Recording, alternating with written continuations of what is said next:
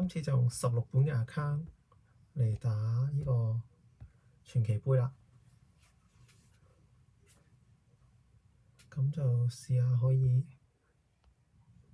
咁依家有專家嘅強化十幾%啦，咁就會比較硬啲嘅，繼續硬啲咯。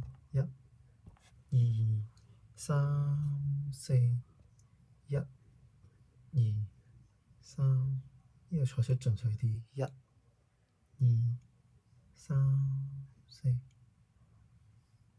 2，哎呀4，隱形。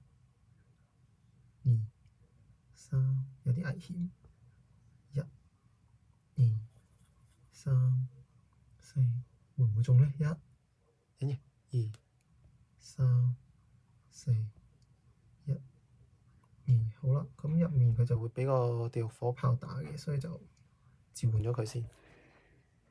咁呢度出女王啦，呢度一隻青，但係而家個紅 WiFi 擋鬼住晒。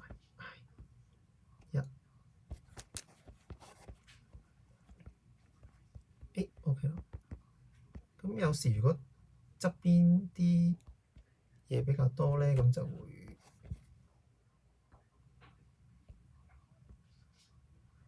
用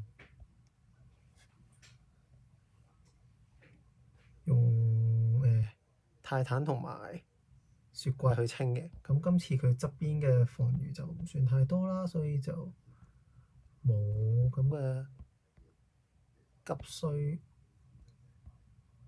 冇咁嘅迫切要，咁就俾嗰隻泰坦同埋雪櫃都可以入到去啦。咁呢邊打嗰個單頭塔，咁就出一出。咁上面神盾都啱啱好個血量，同埋嘢俾人引走咗，咁就可以安安全全咁出。咁就可以留翻個冰洞最撚尾嗰度，先至都叫做贏到一個冰洞啦。